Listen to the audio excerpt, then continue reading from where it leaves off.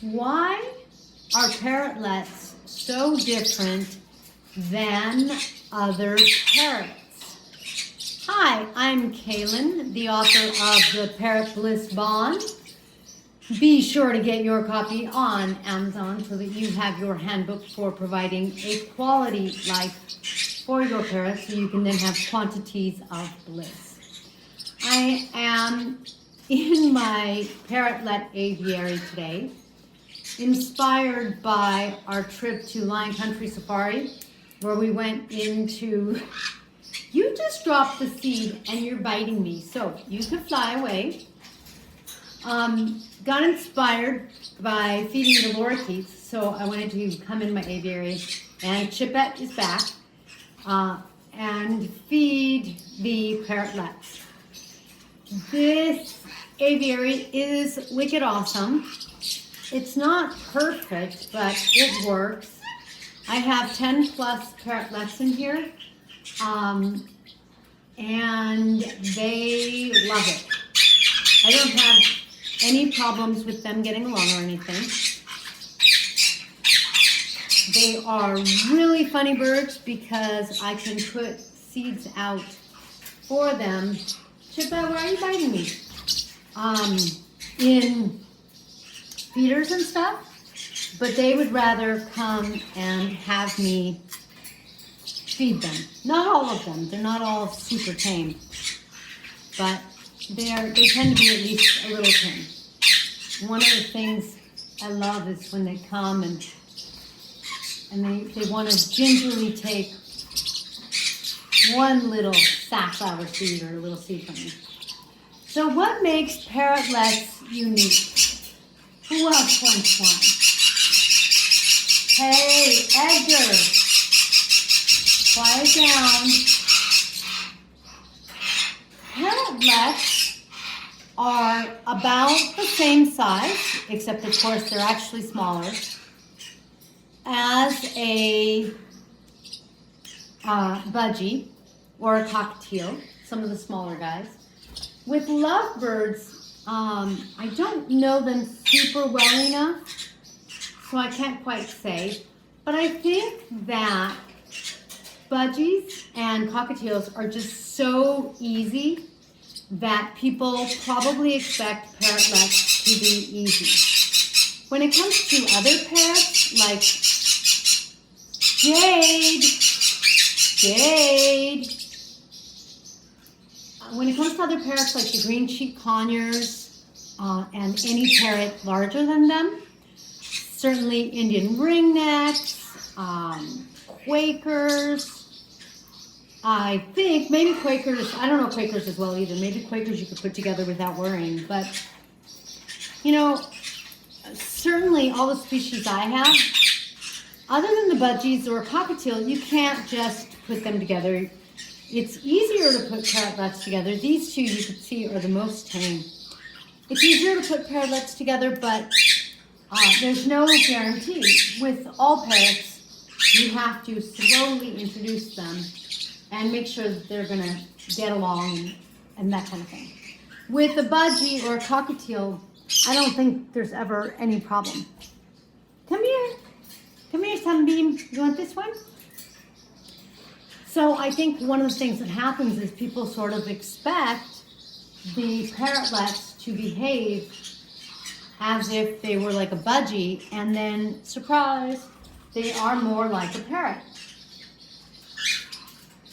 So this is a parrot that is, I like to compare them to the genie in Aladdin.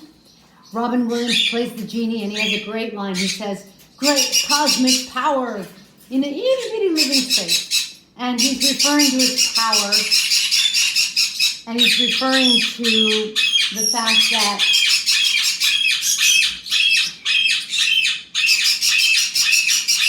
Milo! Referring to the fact that his lamp is so small. And I would say that the parrotlets are very much like that. They really do have big parrot personalities, but they are the second smallest out of the 350 to 400 parrots or citizens in the parrot family. They're the second to the smallest, or the smallest in captivity, because pygmy parrots don't do well in captivity. So, is there anyone that just Aragon and Chipette are on my head? Oh no, there's, hi Reindeer, you want to come get a seed? Or did you have enough? Come here guys, what's up? Earlier they were really hanging out with me. However, my Cape parrot, Macy, followed me over, and she's on top of the aviary, and I think they're a little unhappy about that.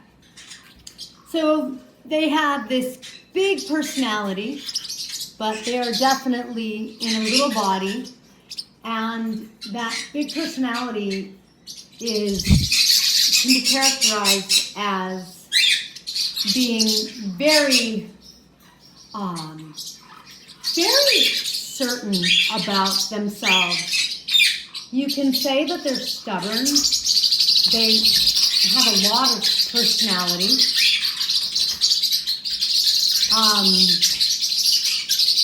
They have just a strong personality.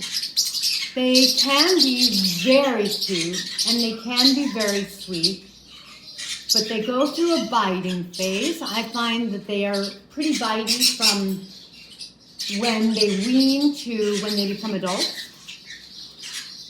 They also are very opinionated, and what I mean by that is when they have a mate that they like, come here, Ranger. Oh, let's see, somebody else came. Yeah. When they have a mate they like, and they can basically have love at first sight. Or you can put two parrotlets together and they may not really be in love, but they will bond. And at that point, they're just not as connected because it just isn't their Prince Charming kind of thing. They're Mr. and Mrs. Right. So it just makes a really big difference. And they're just, maybe the same could be said of all parrots, but this is a part of what I mean. I think that one of the differences and one of the things that makes parrotlets unique is that they really are a parrot. And they're not this really easy little bird with no personality. On the contrary, they really behave as if they were a larger parrot. And that means that you can't just necessarily throw two together or more. So, for example, when we set up the aviary, we had Piranha, who was aptly named because he was so bitey after he weaned. And Piranha just has such a strong personality that he did not get along with anyone else. He was pretty, I think I'll say aggressive, territorial, and it's just not fair to stereotype all parrotlets that way.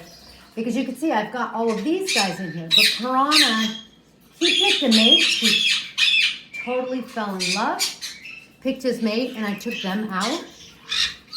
But everybody else was able to stay.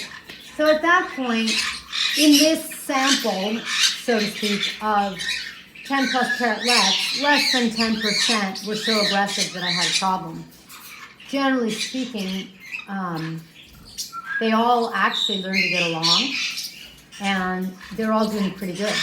Some of them have found bonded pairs, like Chipette, who keeps biting me, and Aragon. Is it that you don't want that? You want the sapphire seed? Is that what's going on?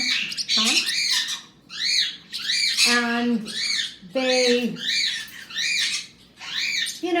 they are just like any other animal in the sense that You're going to get alphas, you're going to get omegas, you're going to get some personalities that are more easygoing, you're going to get some personalities that are harder. So, for example, Piranha was harder. However, as he ages, it'll probably change. And that's sort of the pattern I've seen.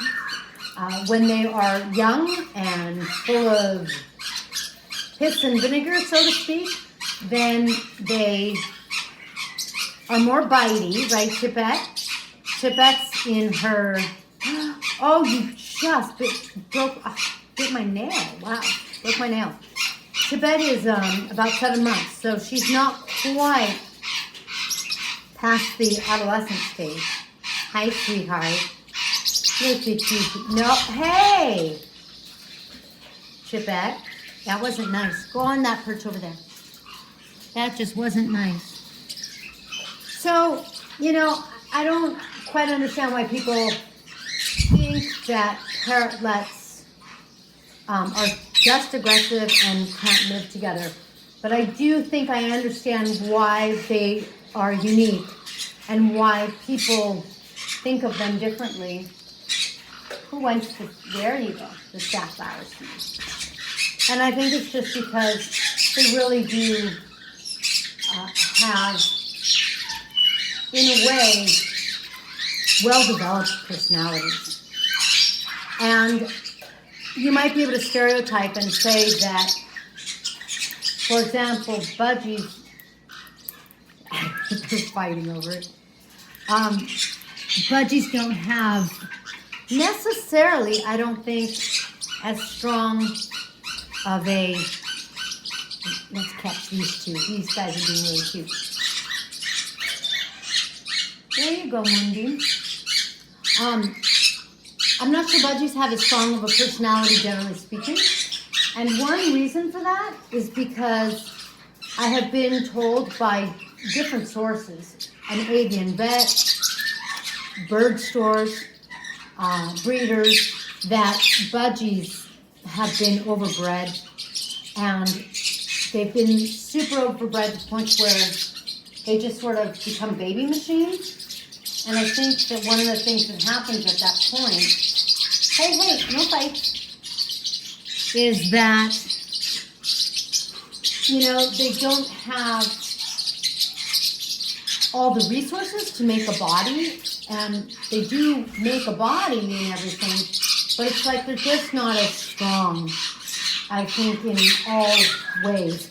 And actually, I've been told that those budgies don't live as long. So it doesn't mean that all budgies are like that, but I think it means that if you want a budgie, you should really try to make sure to get one that comes from a place that hasn't been overbred. Because when you look at a budgie that has been overbred and you compare it with a parrotlet, that it makes a parrotlet very different. It makes a parrotlet look very aggressive because the budgie is very passive. So there you have my hanging out with my plets. I do so love them. I find that they still bond with me, even though there are more than 10 of them in here. And I feel like that really lets them super bridge both worlds. But they aren't so tame that they really hang out with me a lot outside of the aviary. Of course, one reason for that is I have larger parrots, and I find that I cannot mix my small parrots with my larger parrots. My small parrots have to be really keen to the fact that there's big parrots and that the big parrots can hurt them and things like that. Oh my! No, don't fight. You know, before I can let the small parrots fly around with the big parrots. So generally speaking, the macaws, for example, are kept separate from the other parrots, and the little guys, the parrotlets, and even the green cheek conures, I don't really like for them to fly around with the Amazons and the capes because I have to I would have to make sure that they would be safe. Otherwise, I worry about the small guys. They could get too easily hurt. So there's my aviary that I just love, and I just love my parrotlets. And these two guys, they're the first ones that always come. You could see they're pretty bonded. It makes a really big difference. They definitely do better when they choose their mate versus when two are just put together. As always, thank you for joining me in my bliss. If you have any questions about parrots, please be sure to comment below or on the Facebook, Instagram Messenger. You can join our group, Parrot Bliss Flock, and get TINK'S CBD oil at Parrot Bliss. Until the next feathered video, I'll catch you next time.